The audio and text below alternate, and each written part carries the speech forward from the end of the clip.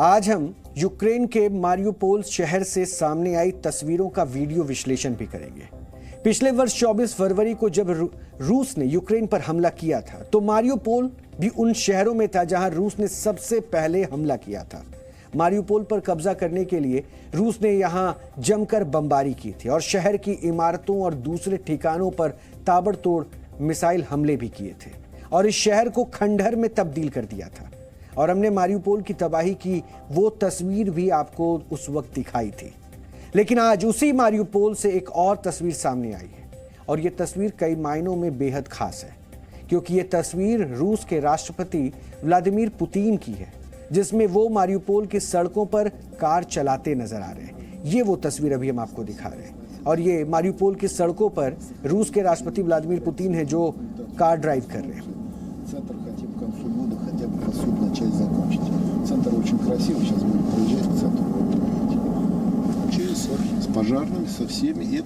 जंग शुरू होने के बाद ये उनका यूक्रेन का पहला दौरा है और उनका ये दौरा कई मायनों में बेहद खास है, क्योंकि सिर्फ रूस और यूक्रेन के लिए ही नहीं, पूरी दुनिया के लिए इसके खास मायने हैं। और आज हम डीएनए में उनके इसी दौरे को डिकोड करेंगे। लेकिन इससे पहले आपको मारियुपोल में उनके दौरे की इन तस्वीरों को एक बार फिर से ध्यान से देखना चाहिए।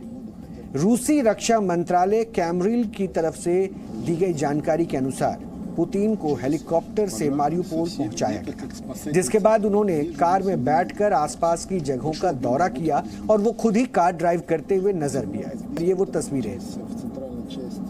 इस दौरान पुतिन ने वहां स्थानीय लोगों से बातचीत भी की और एक स्थानीय व्यक्ति के घर पर भी वो पहुंचे।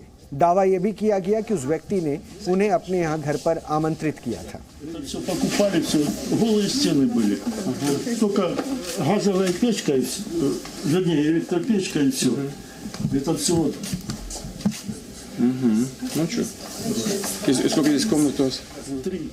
पुतिन मारियुपोल में एक थिएटर का दौरा करते हुए भी नजर आए और दावा किया गया कि ये मारियुपोल का वही ऐतिहासिक थिएटर है जिसे रूसी बमबारी में पूरी तरह से बर्बाद कर दिया गया था। मीडिया रिपोर्ट्स के मुताबिक जब रूस की सेना मारियुपोल में घुसी तो लोगों ने हवाई हमलों से बचने के लिए इसी थिएटर में शरण ले ली। इसमें बड़ी संख्या में बच्चे भी शामिल थे और हमलों में बचने के लिए इन इमारत में बच्चों की मौजूदगी का निशान भी लगा दिया गया था। लेकिन इसके बावजूद 16 मार्च 2022 को, यानी आज से तकरीबन एक वर्ष पहले, रूस के लड़ाकू विमानों ने इस थिएटर पर हमला कर दिया।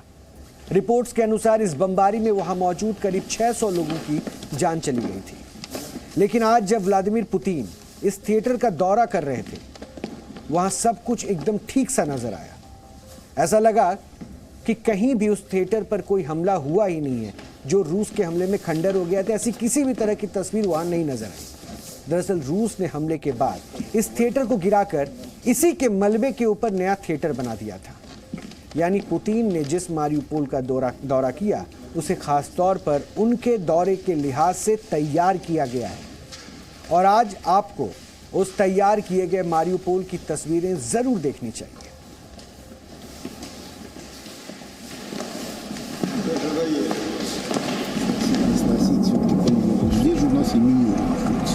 Большой объем работы по разбережению. В городе в этом году где-то все действующие школы, которые уже где-то все. Вот это, кстати, было сегодня, вы видели на картинке.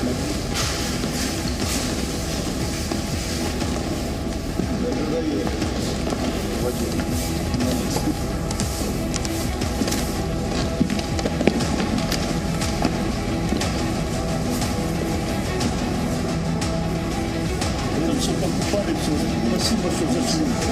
Надо же начинать знакомиться поближе. Всего хорошего.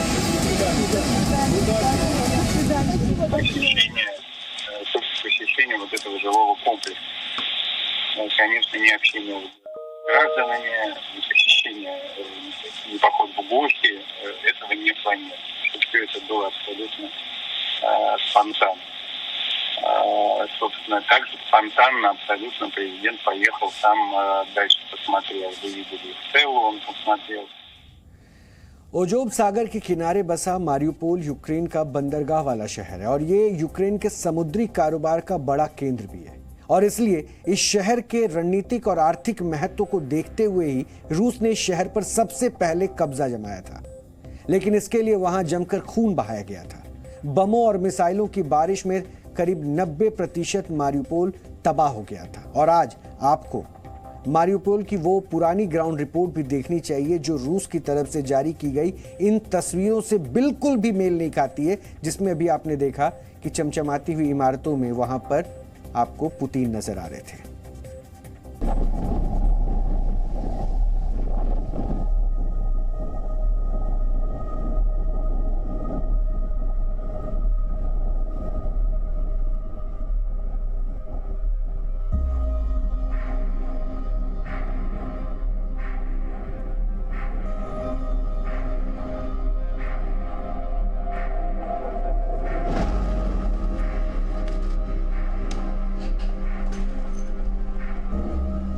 लड़ाई में तबाह हुए किसी शहर या जख्मी सैनिकों से भरे किसी अस्पताल में जाने पर एक सा ही एहसास होता है, और वो एहसास इस बात का होता है कि युद्ध कितना विनाशकारी होता है। मारियुपोल अज़ोव ब्रिगेड का हेडक्वार्टर था, इसलिए यहाँ बहुत घमासान लड़ाई हुई। घमासान लड़ाई में पूरा का पूरा शहर पूरी तौर पर तबाह हो चुका है। लगभग पूरे मारियुपोल शहर का हम चक्कर काट चुके हैं। कोई रहने वाला यहाँ पर नहीं है। हर इमारत, हर छत, हर खिड़की टूटी हुई है। पेट्रोल पंप्स बर्बाद हो चुके हैं। जगह जगह जली और टूटी गाड़ियों का अंबार है सड़कों पर। ट्राम, जो सड़क के किनारे जो ट्राम चलती हैं, वो ट्राम भी जगह जगह टूटी और बर्बाद पड़ी हुई हैं। इस समय हम हैं मारियुपोल के दूसरे सबसे बड़े steel plant Ilyich steel plant में। स्टील प्लांट काफ़ी बड़ा था और इसलिए अज़ोव ब्रिगेड के जो लोग थे उन्होंने ऐसी ही जगहों पर अपना ठिकाना बनाया जहां से वो आगे बढ़ती हुई रूसी सेना को रोक सकें। रोक तो नहीं पाए, रूसी सेना की रफ्तार थोड़ी सी कम हुई, लेकिन मारियुपोल पूरी तौर पर बर्बाद हो गया। हम जिस वक्त जिस जगह खड़े हुए हैं वहाँ जगह जगह शेल बिखरे हुए हैं। बताया गया है कि पूरे इलाके में अज़ोव पीछे हटते समय माइंस लगा कर गए हैं, सुरंग लगाकर। इसलिए हमारे लिए एक छोटा सा गलियारा बनाया गया है कि जिस पर ही हमें चलना है। उस गलियारे के इधर उधर हमें नहीं जाना है, क्योंकि जगह जगह माइंस लगाकर अज़ोव पीछे हटे थे। इससे घमासान लड़ाई के बाद रूसी सेना ने मारियुपोल पर कब्जा कर लिया है और अब युद्ध के परिणाम यहाँ नजर आने लगे हैं।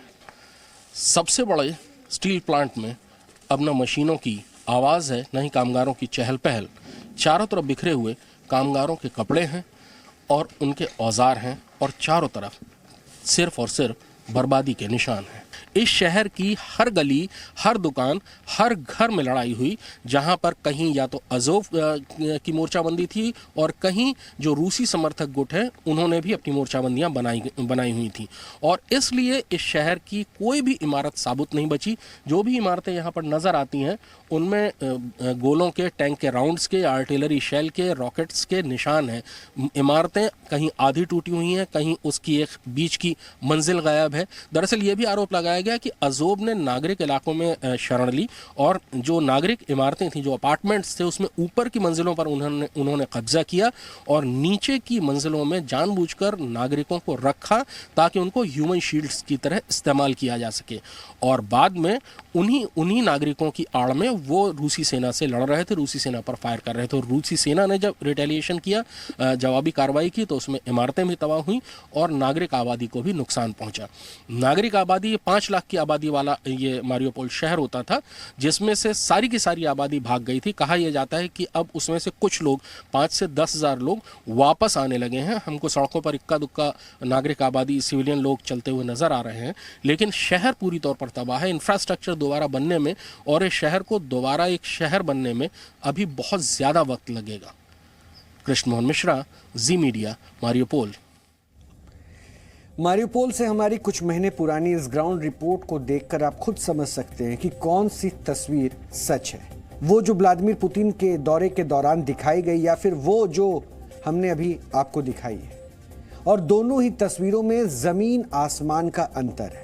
और इसलिए आज हम आपको 3 पॉइंट्स में इन तस्वीरों के मायने भी समझाना चाहते हैं। पहला पॉइंट यह है कि पुतिन ने इस दौरे के जरिए अमेरिका और नाटो को खुली चुनौती दी। दरअसल पुतिन का यह दौरा इंटरनेशनल क्रिमिनल कोर्ट के आदेश के ठीक बाद हुआ है। 17 मार्च को इंटरनेशनल क्रिमिनल कोर्ट ने रूस के राष्ट्रपति व्लादिमीर पुतिन को युद्ध अपराध का दोषी ठहराते हुए उन्हें गिरफ्तार करने का आदेश दिया था। और ठीक 2 दिन बाद मारियुपोल पहुंचकर पुतिन ने यह संदेश दे दिया कि उन्हें इस तरह के फैसलों से कोई फर्क नहीं पड़ता है। पुतिन ने इस दौरे के जरिए यह भी संदेश दे दिया कि अब क्राइमिया की तरह मारियुपोल भी रूस का हिस्सा बन चुका है। पुतिन का मारियुपोल की सड़कों पर खुद कार ड्राइव करना, लोगों के घर जाना, यह बताता है कि उन्होंने मारियुपोल के रूस का हिस्सा होने का ऐलान कर दिया है और अब वो इसे किसी भी कीमत पर खाली नहीं करेंगे। इस दौरे का तीसरा अर्थ यह है कि रूस अभी यूक्रेन के खिलाफ अपना अभियान जल्दी खत्म नहीं करने जा रहा है और उनके तेवर यही बता रहे हैं कि ना तो वो झुकने वाले हैं और ना ही यूक्रेन के खिलाफ उनका मिलिट्री एक्शन रुकने वाला है। हाँ देखो, इस पर कोई शक नहीं है कि रूस यूक्रेन लड़ाई जो है उसको 1 साल से ज़्यादा हो गया है और अब ये एक निर्णायक रूप में पहुंचती जा रही है। और अब रूस ने जो है मन बना लिया है स्प्रिंग ऑफेंसिव करने का और उसने अपने जो सैनिक जो चाहिए करीब 2 से 3 लाख, उसके साथ साथ टैंक्स, बस्तरबंद गाड़ियाँ, आर्टी गन वो तैयार कर लिए।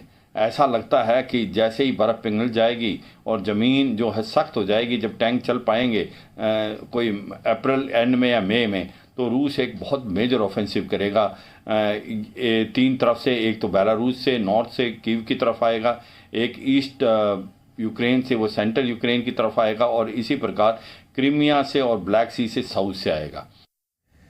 इससे पहले पुतिन रूस के कब्जे वाले क्राइमिया भी पहुंचे थे और क्राइमिया पर रूस ने मार्च 2014 में ही नियंत्रण कर लिया था और उसी अभियान की 9वीं बरसी पर पुतिन क्राइमिया पहुंचे थे। उस वक्त भी रूस पर अमेरिका समेत दुनिया के कई देशों ने काफी दबाव डाला था और प्रतिबंध लगाए थे, लेकिन पुतिन तब भी पीछे नहीं हटे थे और आज क्राइमिया पर पूरी तरह से रूस का कब्जा है। और आज जब पुतिन वहां पर पहुंचे मारियुपोल, तो उसके बाद उन्होंने ये सख्त संदेश सामने दे दिया कि किसी भी तरह का कोई दबाव पुतिन बर्दाश्त नहीं कर रहे हैं। अब आपको मॉस्को से ही सामने आई कुछ महत्वपूर्ण तस्वीरें भी देखनी चाहिए। ये तस्वीरें चीन के राष्ट्रपति शी जिनपिंग की हैं, जो भी हम आपको दिखाने जा रहे हैं, जो आज रूस दौरे पर मॉस्को पहुंचे थे। और आज जब आप इन तस्वीरों को देखेंगे, ये वो तस्वीरें हैं।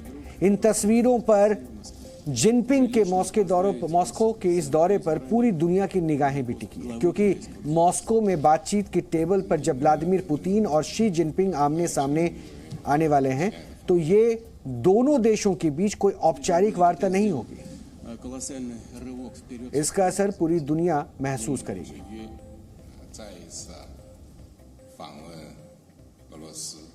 Она намного более эффективная, чем во многих других странах. Это очевидный факт. В Китае создана весьма эффективная система. ये दोनों अब एक दूसरे के आमने सामने हैं, यानी अब दुनिया के सामने एक अलग संदेश जा रहा है, क्योंकि शी जिनपिंग वैसे तो आधिकारिक तौर पर युद्ध विराम की अपील करने के लिए रूस पहुंचे हैं, लेकिन उनका ये दौरा बताता है कि अब उन्हें पुतिन के साथ खड़े होने में कोई हिचक नहीं है और अब चीन खुलकर रूस के साथ है। वैसे भी रूस यूक्रेन युद्ध के मुद्दे पर चीन भले ही खुद को न्यूट्रल बताता रहा है, लेकिन उसने कभी भी खुलकर रूस का विरोध नहीं किया है और कई बार तो वो युद्ध के लिए नाटो देशों की विस्तारवादी नीति को भी जिम्मेदार ठहरा चुका है। और यही नहीं, चीन रूस पर लागू प्रतिबंधों को खत्म करने की वकालत भी कर चुका है और इसलिए शी जिनपिंग के मॉस्को दौरे को जियोपॉलिटिक्स के लिहाज से काफी अहम भी माना जा रहा है। чем во многих других странах. Это очевидный факт. В Китае создана весьма... शी जिनपिंग पहुंचे हैं अभी जो पुतिन को मिलने के लिए रूस में। ये एक बड़ी जो इम्पोर्टेंट विजिट है, क्योंकि जो चीन है वो काफ़ी नज़दीक आता जा रहा है रूस के। अभी तक जो रूस है वो अकेला ही लड़ रहा है, 1 साल से ज़्यादा हो गया है। उसको हथियार और अम्यूनिशन की ज़रूरत है। उसको 2 देशों ने अभी तक मदद की है। एक तो है जो खुल के आया है ईरान, जिसने शहीद ड्रोन दिए हैं, और किसी हद तक नॉर्थ कोरिया, उसने जो हैं अभी इसको एक प्रकार से अम्यूनिशन भी दिया, वेपन। चीन खुल के नहीं आया। चीन ने इसलिए हथियार नहीं दिए क्योंकि चीन एक चालाक देश है। वो समझता है कि उसका जो ट्रेड है यूरोपियन यूनियन और अमेरिका के साथ करीब 3 ट्रिलियन डॉलर से ज़्यादा है और वो नहीं चाहता उस पर इकोनॉमिक सैंक्शन लगे, और बहुत ज़्यादा चाइनीज़ कंपनी यूरोप में और यूएस में काम कर रही हैं और उनके ऊपर भी दबाव ना आए। तो इसलिए अभी तक जो चीन है वो खुल के नहीं आया है रूस की हथियार देने के, मगर जैसे शी जिनपिंग पहुंच रहे हैं अभी रूस के अंदर और पुतिन से बात करेंगे, तो ऐसे में लगता है कि कहीं ऐसा तो नहीं है कि अब बदलाव आ जाएगा और चीन जो है वो खुल के आएगा रूस के साथ और हथियार देगा। शी जिनपिंग और व्लादिमीर पुतिन की ये साझेदारी अमेरिका समेत नाटो के देशों को जमकर अखर रही है, क्योंकि इससे पहले 20 फरवरी 2022 को पुतिन बीजिंग पहुंचे थे, जब दोनों देशों ने अपने संबंधों को और मजबूत बताने की बात कही थी। और इस दौरे के ठीक 4 दिन बाद रूस ने यूक्रेन पर हमला कर दिया था। इसलिए अब अमेरिका शी जिनपिंग के मॉस्को के दौरे और युद्ध विराम की उसकी कोशिशों पर सवाल उठा रहा है और उसे रूस की जगह यूक्रेन से बात करने की नसीहत भी दे रहा है। Coming out of this meeting, there's some sort of call for a ceasefire. Well, that's just going to be unacceptable, because all that's going to do, Mike, is ratify Russia's conquest to date. All that's going to do is give Mr. Putin more time to refit, retrain, reman, and try to plan for renewed offensives at a time of his choosing. We hope, and we've said this before, that President Xi will call and talk to President Zelensky, because we believe the Chinese need to get the Ukrainian perspective here. रूस पारंपरिक रूप से भारत का मित्र रहा है और मुसीबत के वक्त भारत के साथ भी खड़ा रहा है। रूस यूक्रेन युद्ध के दौरान भी दोनों देशों के रिश्तों में गर्मजोशी देखने को मिली है और इसलिए आज शी जिनपिंग के मॉस्को दौरे पर भारत की भी नजर है और भारत की कोशिश रहेगी कि वो रूस के साथ अपनी दोस्ती के बीच चीन को ना घुसने दे। अपने रिश्ते रशिया से बढ़ाने चाहिए और अमेरिकन प्रेशर के अंडर हमें रशिया से अपने रिश्तों को डाउनग्रेड नहीं करना चाहिए। हम कर भी नहीं रहे हैं, क्योंकि अगर हमने डाउनग्रेड करना शुरू कर दिया तो रशिया और भी फिर चाइना के क्लोज होता जाएगा। तो ये दोनों देश तो हमारे अगर खिलाफ नहीं तो पर रशिया फिर न्यूट्रल हो जाएगा चाइना के साथ। अगर चाइना भारत के खिलाफ कुछ करता है तो हमें रशिया से अपने रिश्ते स्ट्रांग रखने चाहिए। शी जिनपिंग का मॉस्को पहुंचना रूस और पुतिन के प्रति स्पष्ट समर्थन का संकेत है और ये बताता है कि चीन और रूस मिलकर एक नया वर्ल्ड ऑर्डर तैयार करना चाहते हैं और इस नए वर्ल्ड ऑर्डर में चीन अमेरिका की जगह लेना चाहता है और ईरान और सऊदी अरब के बीच मध्यस्थता करके चीन ने यह साबित भी किया है। और अगर वो यूक्रेन और रूस के बीच भी मध्यस्थता कर पाने में कामयाब हो गया तो दुनिया में उसका दबदबा और बढ़ जाएगा और अमेरिका ये बिल्कुल भी नहीं चाहेगा।